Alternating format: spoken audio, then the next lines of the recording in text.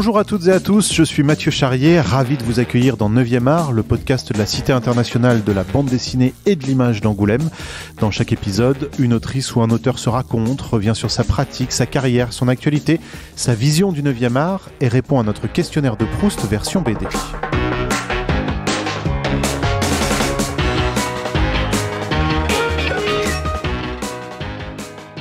Bonjour, je suis auteur, dessinateur-auteur, scénographe, éventuellement costumier, réalisateur de films, peintre.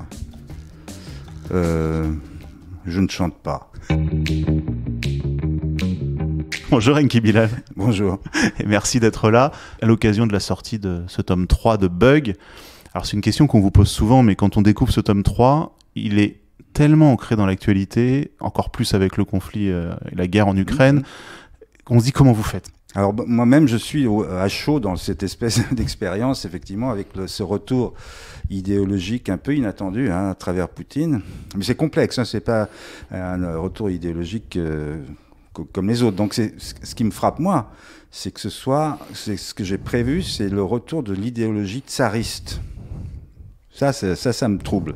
Dans Bug 3, il y a une femme, tsarine, qui prend le pouvoir dans une contrée éloignée de Sibérie et qui, rêve de restaurer forcément la Grande Russie. Or, c'est exactement ce que fait Poutine. Beaucoup de gens croient qu'il veut restaurer l'Union soviétique, qu'il veut récupérer des pays, etc., qui sont partis. Non, je pense qu'il rêve de Grande Russie. D'ailleurs, je précise qu'il y a un parti communiste dans l'opposition en Russie. Opposition, toute relative, évidemment.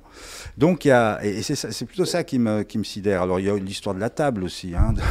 C'est pas l'histoire de la table, c'est que vraiment, vous avez mis dans l'album une table de 8 mètres de long, qui est vraiment la même table que la rencontre Poutine-Macron juste avant la guerre. Elle fait 7 mètres de long, la mienne. Et celle de Poutine, 6. Tout ça, c'est saisissant pour moi. Que ce soit tsarine, et Poutine, c'est un tsar, finalement. Il se prend pour un tsar, il se comporte comme un tsar. Alors, récemment, on a vu un document, je l'ai vu tout à l'heure, dans le stade Loujniki, qui est un stade gigantesque à Moscou, pour le foot, l'athlétisme, etc. Et là, il y avait des drapeaux, des milliers de figurants, j'allais dire, et avec une inscription en cyrillique, un monde sans fascisme, sans nazisme. Pour un monde sans nazisme. C'est quand même c'est sidérant. Il a pris cet axe-là pour attaquer et pour envahir l'Ukraine. Donc voilà, alors ça, c'est vrai que moi-même, ça me trouble, mais j'explique ça par une forme de logique. C'est-à-dire, je connais quand même bien l'esprit slave, les pays de l'Est, j'en viens. C'est dans la logique aussi des grandes distances. Une table de 7 mètres de long, on peut imaginer ça pour un tête-à-tête. J'imagine ça parfaitement en Sibérie, moins je sais pas, je dis n'importe quoi, à Chypre ou à Barcelone. Enfin bon, on est bien d'accord. Donc, alors, en même temps, ça veut dire des choses. Donc, il y a un gène de ce monde-là que qui est en moi, sans doute, et donc ça c'est apparu comme ça.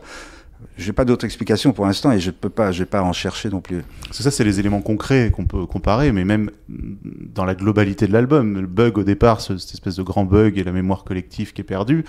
Quand on lisait au début de ce conflit que la Russie allait couper les réseaux internet mondiaux, ça aurait été un grand bug, ça aurait été un très grand bug, mais réparable. Alors que le mien ne l'est pas. Parce qu'on ne sait pas d'où il vient et que les hommes ne peuvent pas intervenir dessus.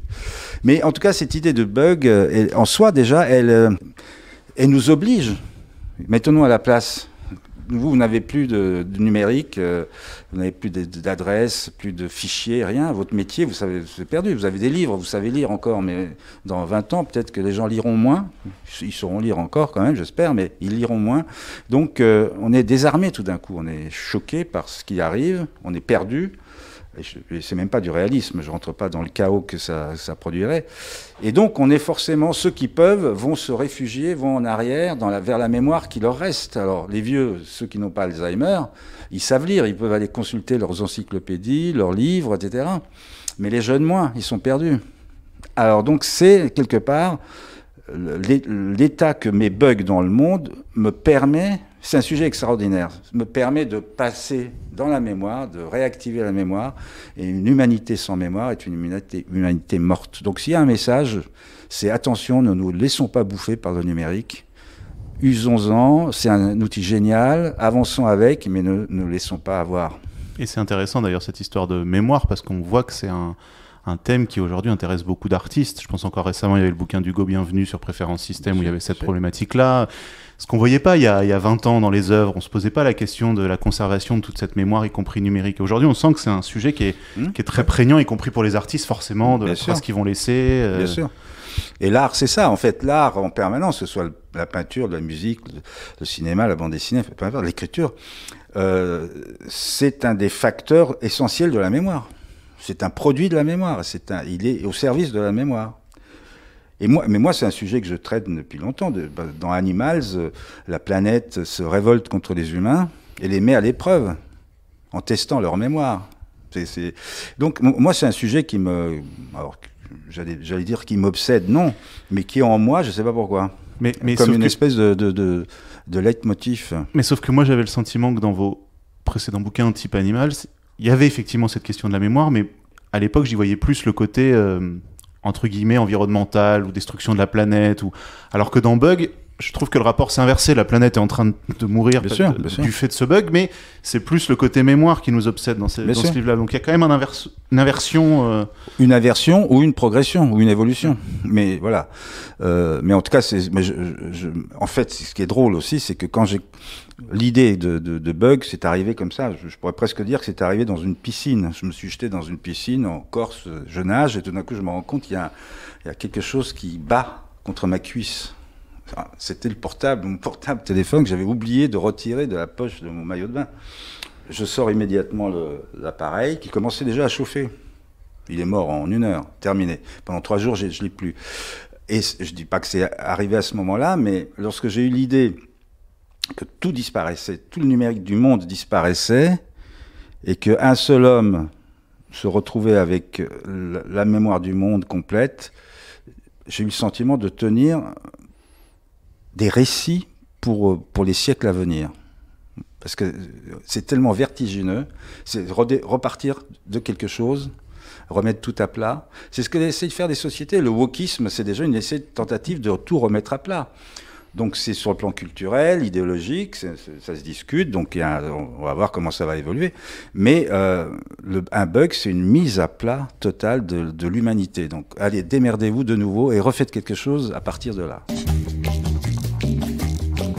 Pendant longtemps, vous disiez que finalement votre dessin servait vos mots. Est-ce que ce rapport il est un peu en train de changer aussi parce qu'on est dans une société de plus en plus visuelle, que Bug, pour tout le monde, c'est avant tout cette tache bleue, avant même d'aller dans l'album, les gens ont en tête cette tache bleue. Est-ce que le rapport aussi change ? Moi, j'ai le sentiment que le plaisir d'écriture devient de plus en plus grand, vraiment. Et je dis que j'éprouve parfois plus de plaisir à trouver une musique dans une phrase, dans un texte, etc., que à produire un dessin, ce qui est vrai.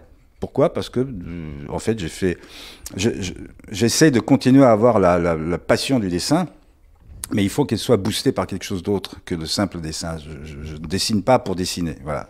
Contrairement à beaucoup de camarades qui sont des vrais... Et jamais, depuis le début, ou ça c'est avec le temps ? Au début, je dessinais plus pour apprendre. J'avais besoin de tester, je sais pas. Voilà. Mais très vite, moi, je n'ai dessiné que en fonction de ce que j'avais raconté. Et maintenant, j'ai envie de raconter davantage par les mots. Mais en même temps, le dessin, évidemment, est hyper important.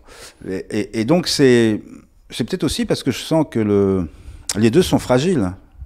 Et le mot, la langue, elle est fragilisée quand même par la régression culturelle. Là, je ne vais pas être très sympa, mais l'époque, elle est très dure. Je veux dire, l'éducation et la culture sont en grave déficit partout dans le monde.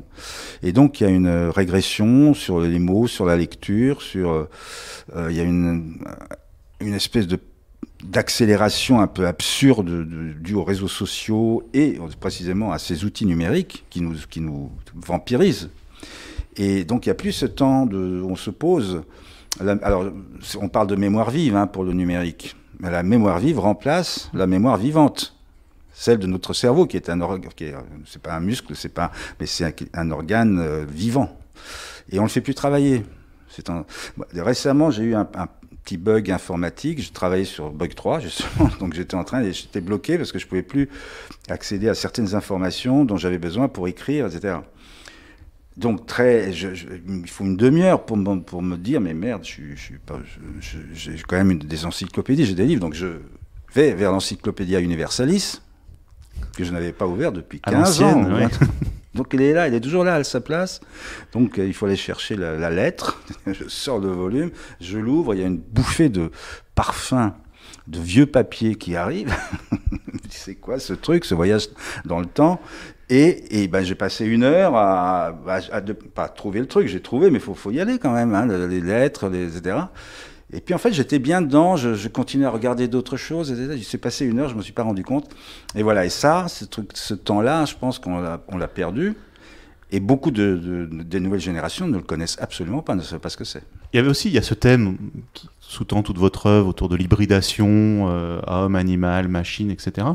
Mais qui est là encore moins présent dans Bug, parce que vous leur mettez des accoutrements à vos personnages, sans spoiler, quand on découvre l'origine du Bug et finalement ce que c'est assez, entre guillemets, basique. On n'est pas là encore sur une hybridation. Là aussi, pourquoi finalement vous en revenez à l'homme, j'allais dire, pur ou simple? Vous avez raison, mais en fait, l'explication, elle est simple. C'est que je parle de nous maintenant, en fait. Donc, je l'ai décalé en 2040. Pourquoi? Parce que j'avais besoin de rendre plausible le retour d'une mission de Mars. C'est uniquement ça. Donc, Elon Musk nous promet ça pour ces années-là. Il avait promis une fusée qui décolle et puis qui se repose. Il a réussi. Le mec, à mon avis, il va réussir aussi à envoyer un équipage qui sera sacrifié. Et qui saura qu'il est sacrifié. Il y a des candidats déjà pour aller sur Mars et ne pas en revenir. Donc ça, c'est le confort, on va dire, du réalisme. Dire, voilà, on peut revenir de Mars. Mais le reste, effectivement, pas d'esbrouf, d'invention, d'hybridation, etc.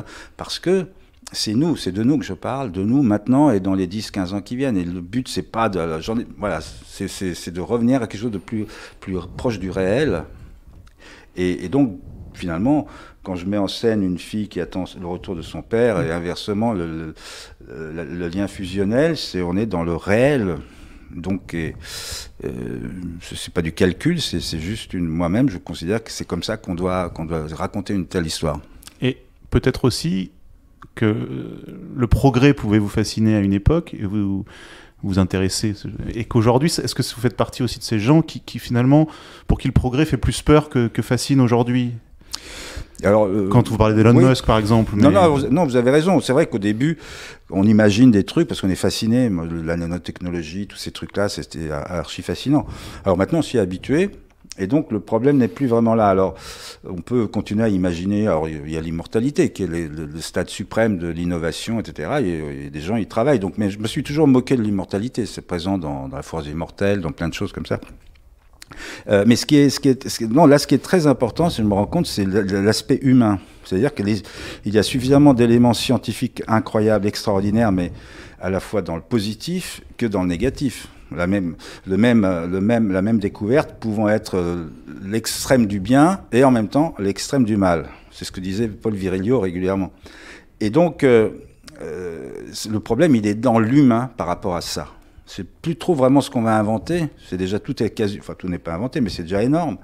Et le problème, c'est l'humain. Et on a la preuve avec Poutine. Poutine, quand même, qui, pour la première fois, ose, alors qu'il n'y a plus la guerre froide du siècle dernier, qui ose dire, attention, la dissuasion, moi je réactive, je vais activer, je vais enlever les trucs de sécurité. Donc, une espèce de menace, quand même. Et ça, le danger, maintenant, c'est l'humain. Et le cerveau humain. Donc je parlais tout à l'heure de mémoire vive, la mémoire vivante.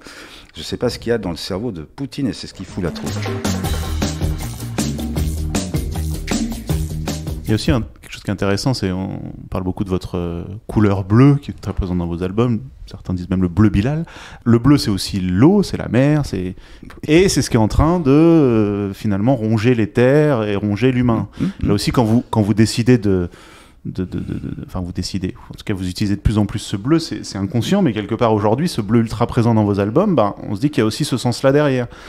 Il y a tout dans ce bleu et je m'en amuse et je joue avec. Par exemple, en ce moment, il y a Ciné Monstre qui passe, il y a des extraits notamment d'Anticommune. Il y a le personnage qui est joué par Michel Piccoli, un dictateur qui est frappé par une malédiction, une tache bleue sur le cou. Et ces enfants ont la même tache. Voilà. Donc c'est l'obsession. Il y a un des fils ne l'a pas. Donc c'est un peu le... donc là on est dans quelque chose de négatif, un bleu qui est beau en soi, mais qui est malsain, nocif, maléfique presque. Et puis il y a la femme piège. Alors c'est un bleu sensuel, c'est mystérieux, on ne sait pas d'où ça vient, il n'y a rien de négatif. Hob, là on ne sait pas trop.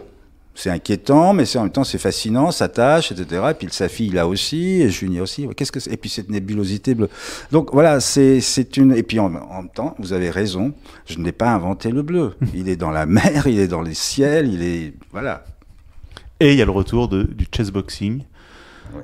Et ça, c'était pour tous les fans de Bilal. Oui. On l'attendait pour rappeler espèce de mélange de boxe, lutte et d'échecs qui a été joué dans la vraie vie, c'est-à-dire on retrouve des images Non, il y a une fédération internationale, il y a une fédération française de chessboxing, une fédération en Russie, en Angleterre, en Iran, en Australie, aux États-Unis, enfin, dans beaucoup de pays dans le monde, il y a ça, et c'est un sport intellectuel, on va dire, qui fonctionne bien. Et alors, Ipe et Rubin qui a mis en pratique et qui s'est inspiré de ma création dans Froid Équateur, qui était devenu un ami, un compagnon. On avait des beaux projets ensemble là-dessus. Il est bizarrement décédé brutalement. C'est très étrange et très, très dur.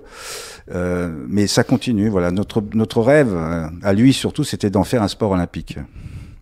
C'est aussi bien que le curling, non ? Vous y arriverez un jour ? Moi, je me bats pas, j'ai pas les fils pour tout ça, mais je pense qu'il y a des gens qui essayent de monter des dossiers. Ouais. Et Bug, pareil, on a l'impression que ça pourrait être une série infinie. Vous pourriez y revenir régulièrement. Ouais. Bah, c'est ce que j'ai réalisé en fait.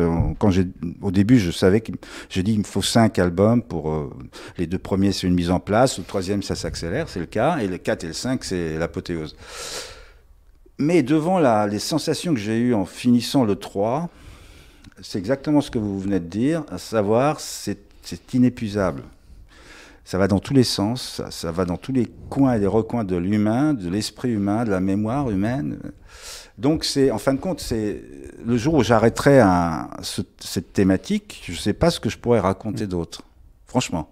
Parce que j'aurais touché à la globalité de l'humain. Ouais, alors c'est pas, il n'y a aucune prétention à dire ça, mais le sujet, tout est dans ce sujet-là.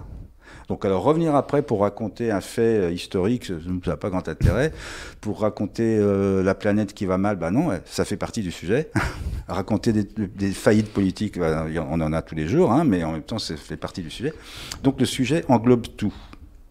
Donc il est fort probable que si je continue à prendre du plaisir, je rajoute de temps en temps un album voilà, un opus à ça, retardant la fin. Comme ça se fait aujourd'hui sur les séries, vous centrerez sur un autre personnage ou... Oui, moi je fais pas le système qui m'intéresse en soi, voilà. Et ce Bug tome 3 est donc sorti chez Casterman. Comme je sais que vous adorez Enki Bilal les questionnaires de Proust, c'est le moment où on passe à notre questionnaire de Proust. Allez, on va essayer de faire exploser tout ça. La première BD que vous avez lue? Bah, j'ai vu dans des magazines, j'en ai vu passer plein, mais la BD complète, je dirais un Tintin. Et peut-être bien Tintin en Amérique. En fait, c'est un souvenir peut-être qui éclipse tous les autres, je ne sais pas pourquoi, mais en album, oui, c'est Tintin, forcément. Je me suis dit, mais c'est extraordinaire de raconter par le dessin et des mots. Donc, oui, la bande dessinée, c'est un truc extraordinaire. La meilleure BD de tous les temps? Ah. Elle est à venir. Alors c'est marrant, quelqu'un me disait tout à l'heure que beaucoup d'internautes ou de gens, il y a des gens qui me faisaient un reproche, c'est de ne plus faire de BD. Ils me disaient mais c'est pas de la BD ce qu'il fait, etc. Bah, c'est le plus grand compliment qu'on puisse me faire. Parce que je pense que alors autant j'adore la BD, je vais citer des Tintins, etc. Ça produit une nostalgie, une force, un truc qui nous relie à notre enfance, c'est lié à ça.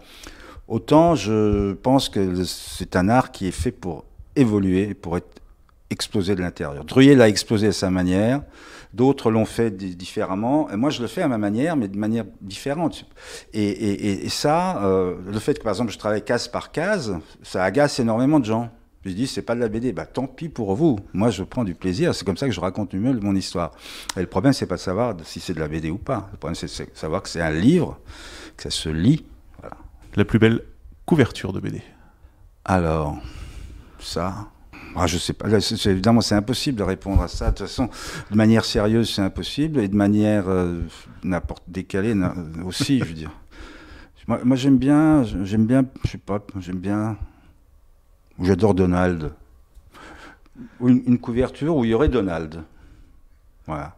Mais ça dit des choses aussi sur ma réponse d'avant, c'est qu'on revient dans la vraie BD, dans la vraie nostalgie. La plus belle case de BD? Alors, je parlais de Donald et Tintin dans la même case.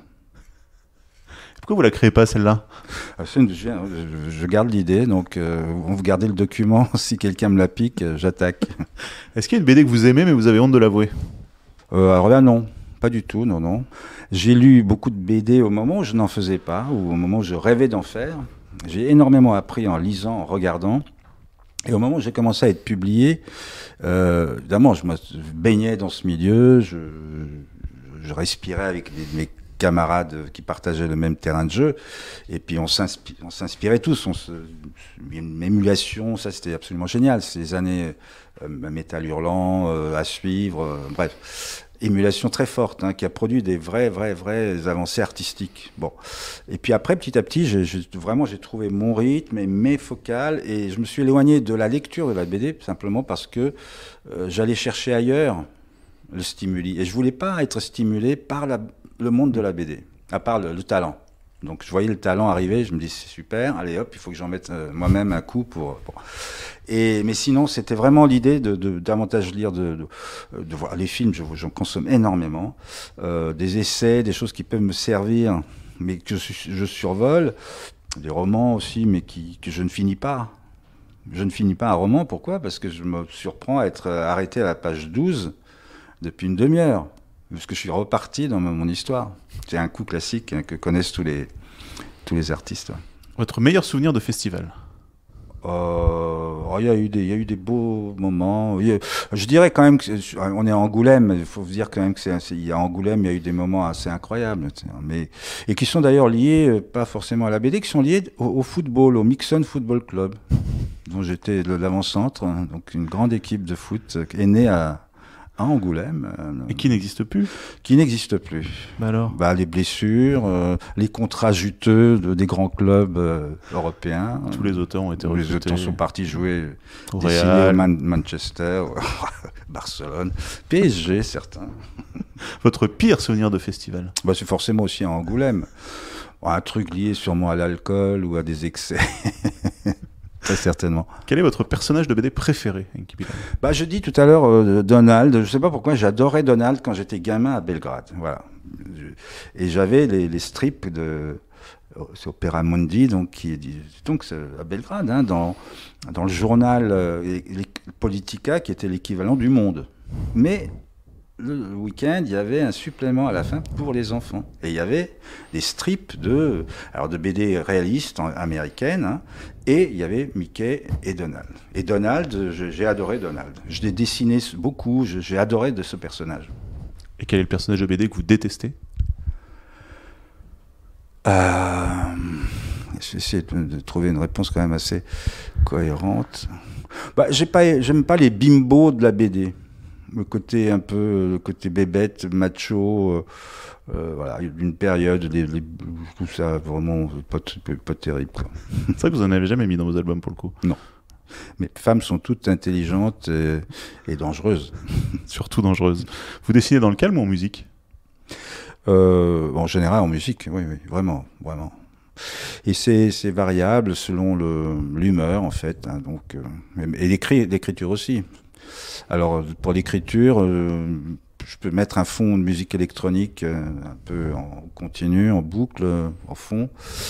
Mais sinon, c'est ma période rock évidemment, une période jazz, période classique.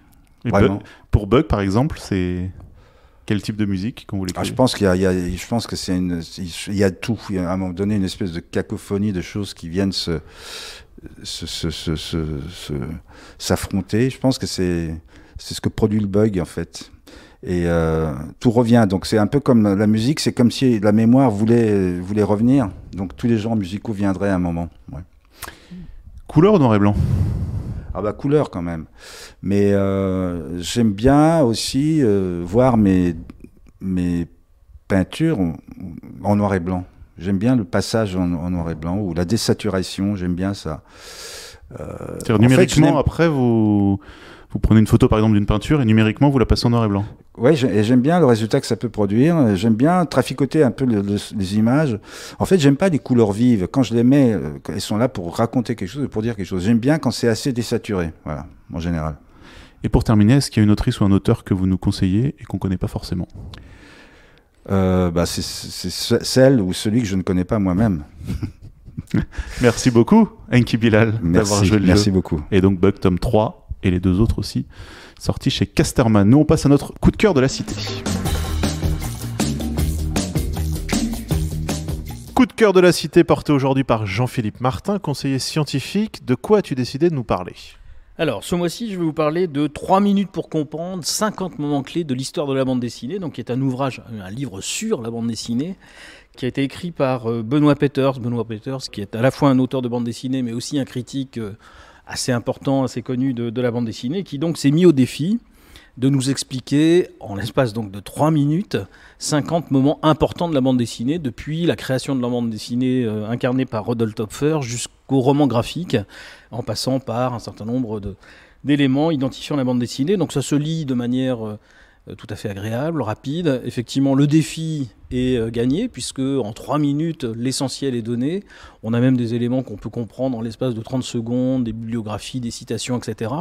Donc moi, je conseille particulièrement cet ouvrage pour ceux qui voudraient s'initier à la bande dessinée, en savoir un petit peu plus, et découvrir donc cet univers très particulier en l'espace de 50 entrées dédiées à la bande dessinée.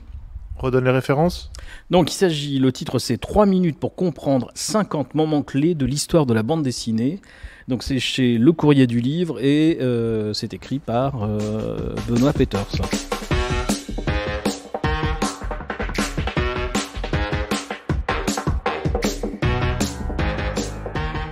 9e art est un podcast produit par la Cité internationale de la bande dessinée et de l'image d'Angoulême, réalisation Mathieu Charrier. N'hésitez pas à commenter ces épisodes, à les noter, à en parler autour de vous, c'est très important pour nous.